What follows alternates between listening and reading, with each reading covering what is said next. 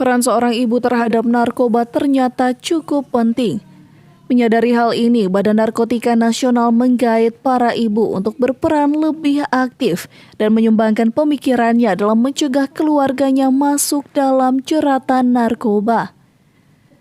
Kepala Badan Narkotika Nasional Komjen Petrus Golose saat ditemui di Manado Senin lalu mengatakan bahwa ada peningkatan pemakaian narkoba dari kalangan perempuan baik dari tingkat sekolah maupun ibu rumah tangga yaitu sebesar 1,36%. Untuk itu dibutuhkan peran aktif para ibu dalam memerangi melawan penyebaran narkoba.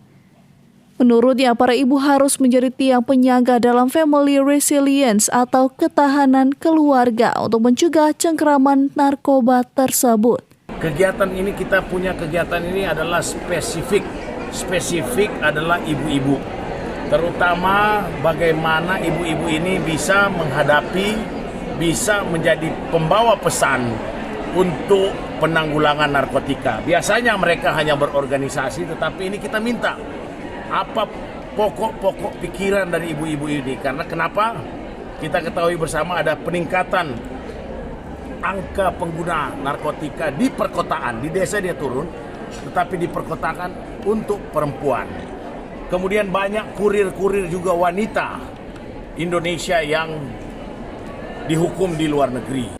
Sementara itu, Gubernur Sulut Oli Dondo Kambi juga menyatakan dukungan penuhnya terhadap usaha BNN dalam program War on Drugs atau peperangan melawan narkoba. Saya kira tentunya kita berterima kasih karena kegiatan melibatkan keluarga, khususnya ibu-ibu, di dalam memberantas narkoba ini satu hal yang sangat baik. Nah, mudah-mudahan kegiatan ini akan melebar terus sampai kabupaten kota, sehingga manfaatnya bisa dirasakan secara langsung oleh masyarakat Sulawesi Utara, khususnya keluarga-keluarga yang dibina untuk kita sama-sama memberantas narkoba yang ada di Provinsi Sulawesi Utara. Selanjutnya, dalam workshop ketahanan keluarga anti narkoba oleh BNN ini, para ibu diberikan pembekalan bagaimana menjadi motor dalam program ketahanan keluarga dan mencegah penyalahgunaan narkoba di keluarga. Hizkia Waran Kiran melaporkan untuk Kawanua TV.